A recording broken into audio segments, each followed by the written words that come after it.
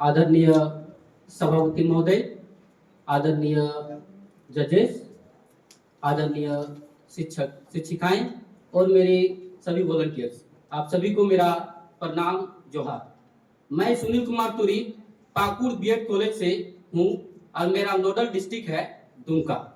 मैं आज आपके समक्ष एक देश एक चुनाव के विषय पर अपना विचार प्रस्तुत करना चाहता हूं कि क्या है एक देश एक चुनाव।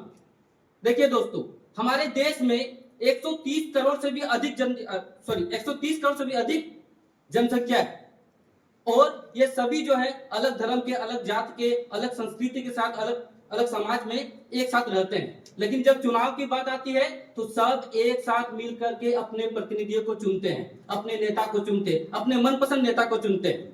लेकिन अलग अलग चरण पर या अलग अलग स्तर पर चुनाव होने की वजह से, मतलब लोकसभा चुनाव अलग, विधानसभा चुनाव अलग होने के वजह से वे जो है अपने प्रतिनिधि तो मनपसंद चुनते हैं, लेकिन विकास नेता लोग नहीं कर पाते हैं। मैं एक त्रुटि बताना चाहूंगा जो हमारे समाज में होता है कि जब राज्य सरकार पर अलग दल के नेता रहते हैं और केंद्र सरकार पर अलग दल के नेता रहते हैं तो लोग बोलते हैं कि भाई जब राज्य सरकार काम कुछ करना चाहता है तो केंद्र सरकार कुछ करता है जिसकी वजह से काम आगे नहीं बढ़ पाता है, या फिर जब केंद्र सरकार कुछ काम करना चाहते हैं तो राज्य सरकार कुछ काम को बाधित कर देते हैं जिसकी वजह से विकास नहीं हो पाती है। विकास होने के लिए दोनों जगह पर केंद्र सरकार प्लस हमारे राज्य सरकार एक ही दल के नेता होना चाहिए ताकि विकास अच्छा से हो सके।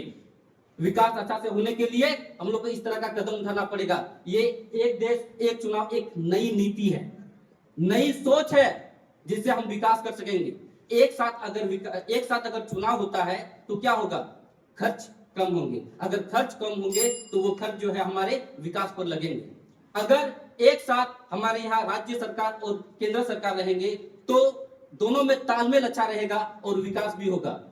अगर तालमेल नहीं अच्छा होता, जिस कारण से कई राज्यों को देख लीजिए, जैसे हमारे झारखंड राज्य को ही देख लीजिए, शिक्षा के स्तर से बहुत नीचे है, तालमेल नहीं होने की वजह से। तालमेल होना बहुत जरूरी है। इसीलिए मैं चाहूंगा एक देश और एक चुनाव, ये जो नीति है, ये जो नई सोच है, हम जो हमारे प्रधानमंत्री ला रहे हैं, इसको लागू करना चाहिए। बस इसी के साथ मैं अपना भाषण कहीं पर विराम देना चाहूंगा। धन्यवाद।